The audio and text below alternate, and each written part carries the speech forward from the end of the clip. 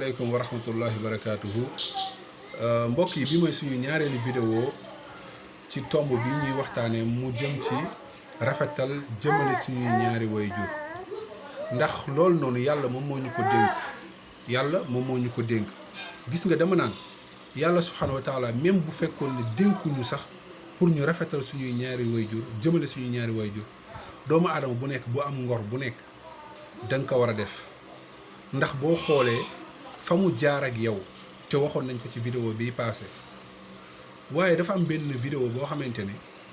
dañ koy gis muy tasaaroo lool ci réseaux sociaux yi mu nekk benn wayjur ku jigéen koo xamante ni dafa boot doomam yore vélo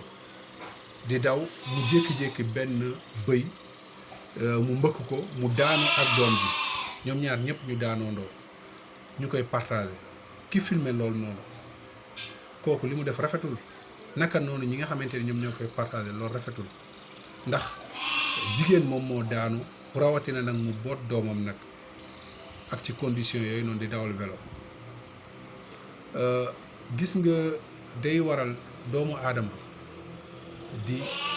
bañ a xam valeur bi nga xamante ni moom la yaay am ak moom la doom am genre vidéo yooyu noonu kenn warul di ko partager parce que yooyu boo koy yàgg gis day dem ba même boo gisee kuy métital wayjuram wala yow ngay métital sa wayjur sax du la def dara du la def benn effet te wayjur dañ ko war a fonk rawatina nag jigéen ñi nga xamante ni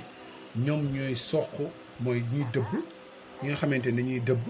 wala soit di boot seen doom wala soit sax léeg-léeg di dem rooti lu mel ni teen wala ay forage wala yenn béréb yi bootaale seen doom ak tamit ñi nga xamante dañuy taxan di wuti matt di bootaale seen doom nga xamante ni foofu noonu lu nekk mën na leen fa fekk jaan mën na leen ci matt wala saay-saay mën na leen dogaale wala lu baree bari dëkk mën na leen jam gis nga risque yooyu yëpp ñu koy def kon nag dañoo war a fonk suñuy wayjur yëpp dañ leen war a fonk moo xam bu góor bi la moo xam bu jigéen bi te tamit am na beneen vidéo boo xamante ni dama ko doon seetaan mu nekk vidéo boo xamante ni tam dafa ma marqué lool ñu dajale si wayjur yu góor yi naka la ñuy jànkoonteel ay coono yi nga xamante dañ koy faral di jànkoonteel yéen des fois yenn accident yi seen liggéeyukaay léeg-léeg nga gis koo xamante da doon puus benn buret far yàlla buret bi jullootu ñëw ci kawam wala koo xamante ni dafa nekkoon ci kaw safo mooy ci kaw terrasse di defar bant yi pour mën a kuule jékki-jékki xaweeku màbb daanu wala koo xamante ni daal ci liggéeyu kaayam ci la defee benn accident ak yu demee noonu ñu dajale vidéo yooyu noonu loolu noonu gis nga vidéo yooyu man bu ma ko gisee vraiment damay yëgaat ne doomu aadama kon ku nekk da nga war a respecter sa waajur ndax foofu la jaar ci coono yooyu noonu moo xam bu góor bi moo xam bu jigéen bi pour lépp pour nga mën a dund wala mu mën a dundal njabootam ak yu demee noonu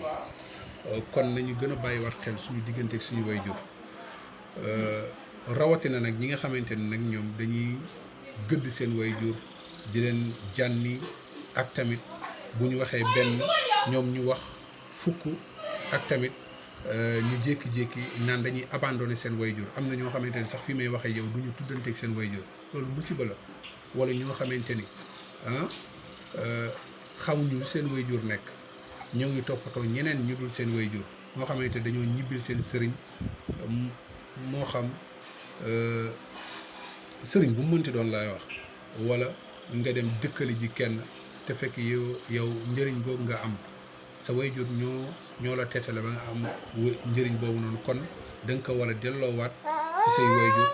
li olof di wax naan fay naar bi xoromam donte waajur kenn mënu koo fay ba matale waaw